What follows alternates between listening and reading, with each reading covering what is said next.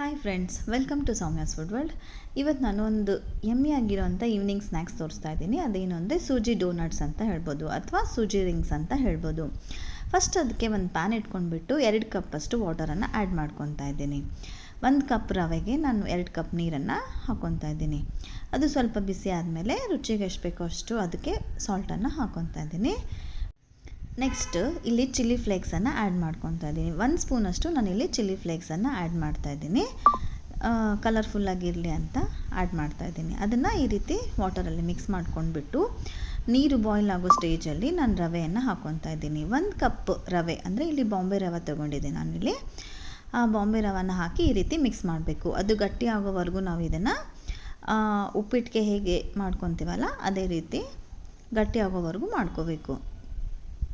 1-2 ನಿಮಿಷದಲ್ಲಿ ಆಗೋಗ್ಬಿಡುತ್ತೆ ಇದು. ನೋಡಿ, ಈ ರೀತಿ ಸ್ವಲ್ಪ ಬಾಯ್ಲ್ ಆಗ್ತಾಯಿದೆ. ತುಂಬ ಚೆನ್ನಾಗಿರುತ್ತೆ. ಈವ್ನಿಂಗ್ ಟೈಮಲ್ಲಿ ಸ್ನ್ಯಾಕ್ಸ್ ಥರ ಮಾಡಿಕೊಟ್ರೆ ತುಂಬ ಎಲ್ಲರಿಗೂ ಇಷ್ಟಪಟ್ಟು ತಿಂತಾರೆ. ನೋಡಿ, ಈ ರೀತಿ ಗಟ್ಟಿಯಾಗಿದೆ. ಈ ಸ್ಟೇಜ್ಗೆ ಬಂದಮೇಲೆ ಅದನ್ನು ಆಫ್ ಮಾಡಿ ತಣ್ಣಗಾಗಕ್ಕೆ ಬಿಟ್ಬಿಡಿ. ಅದು ತಣ್ಣಗಾಗೋಷ್ಟೊತ್ತಿಗೆ ನಾವು ಇದಕ್ಕೆ ಚಟ್ನಿ ಪ್ರಿಪೇರ್ ಮಾಡ್ಕೊಳ್ಳೋಣ. 1 ಸ್ಪೂನಷ್ಟು ಆಯಿಲ್ ಹಾಕ್ಕೊಂಡ್ಬಿಟ್ಟು ಚಾಪ್ ಮಾಡ್ಕೊಂಡಿರೋಂಥ ಆನಿಯನ್ ಹಾಕ್ಕೊತಾ ಇದ್ದೀನಿ. ನಾನಿಲ್ಲಿ 1 ಆನಿಯನ್ ತೊಗೊಂಡಿದ್ದೀನಿ. ಅದು ಆನಿಯನ್ ಎಲ್ಲ ಫ್ರೈ ಆಗೋವರೆಗೂ ನಾನು ನೆಕ್ಸ್ಟ್ ರೆಡ್ ಚಿಲ್ಲೀಸ್ ಹಾಕ್ಕೊತಾ ಇದ್ದೀನಿ. 2-3 ರೆಡ್ ಚಿಲ್ಲೀಸ್ ಹಾಕ್ಕೊತಾ ಇದ್ದೀನಿ. ಹಾಗೆ ಸ್ವಲ್ಪ ಹುಣಸೆ ಹಣ್ಣು ಹಾಕ್ಕೊತಾ ಇದ್ದೀನಿ. ನೆಕ್ಸ್ಟ್ ಬೆಳ್ಳುಳ್ಳಿ ಮತ್ತು ಅಲ್ಲ ಹಾಕ್ಕೊತಾ ಇದ್ದೀನಿ. ಅಲ್ಲ ಫ್ಲೇವರ್ ಬೇಡ ಅಂದರೆ ನೀವು ಸ್ಕಿಪ್ ಮಾಡ್ಬೋದು, ಬರೀ ಗಾರ್ಲಿಕನ್ನು ಆ್ಯಡ್ ಮಾಡ್ಕೋಬೋದು.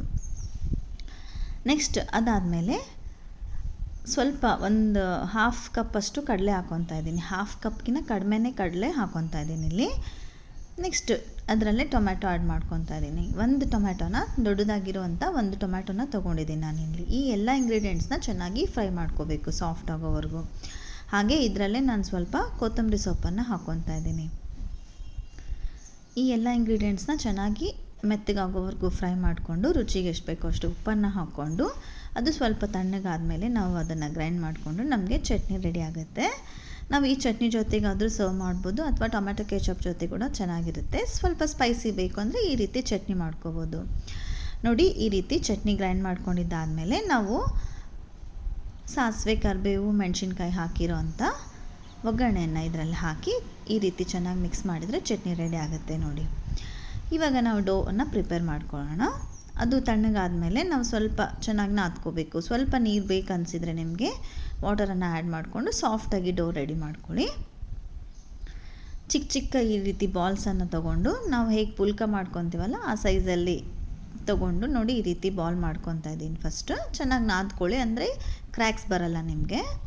ಈ ರೀತಿ ಮಾಡಿಕೊಂಡು ಅದನ್ನು ಡೋನಟ್ ಶೇಪನ್ನು ಕೊಡ್ತಾ ಇದ್ದೀನಿ. ಮಿಡಲ್ ಒಂದು ಹೋಲ್ ಮಾಡಿದರೆ ಆಯಿತು, ನಿಮಗೆ ಡೋನಟ್ ಶೇಪ್ ಬರುತ್ತೆ. ಈ ರೀತಿ ಎಲ್ಲ ಪ್ರಿಪೇರ್ ಮಾಡಿಕೊಂಡು ನಾವು ಸೈಡಿಗೆ ಮಾಡಿಟ್ಕೊಳ್ಳೋಣ.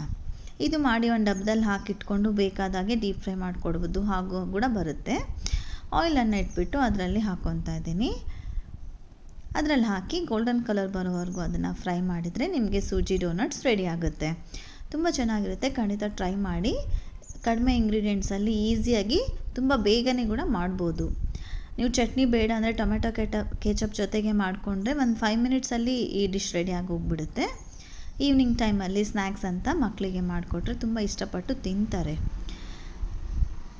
ನಿಮ್ಮೆಲ್ಲರಿಗೂ ಈ ವಿಡಿಯೋ ಇಷ್ಟ ಆದರೆ ನಿಮ್ಮ ಫ್ರೆಂಡ್ಸ್ಗೆಲ್ಲ ಶೇರ್ ಮಾಡಿ. ಹಾಗೆ ನನ್ನ ಚಾನಲ್ನ ಯಾರು ಸಬ್ಸ್ಕ್ರೈಬ್ ಮಾಡ್ಕೊಂಡಿಲ್ಲ ಈ ಕೂಡಲೇ ಸಬ್ಸ್ಕ್ರೈಬ್ ಮಾಡ್ಕೊಳ್ಳಿ. ಈ ವಿಡಿಯೋ ನಿಮಗೆ ಇಷ್ಟ ಆದರೆ ಲೈಕ್ ಮಾಡಿ. ಹಾಗೆ ಕಮೆಂಟ್ ಮೂಲಕ ಹೇಗೆ ಅನಿಸ್ತು ಅಂತ ತಿಳಿಸೋದನ್ನು ಖಂಡಿತ ಮರಿಬೇಡಿ. Thanks for watching my video friends. Bye.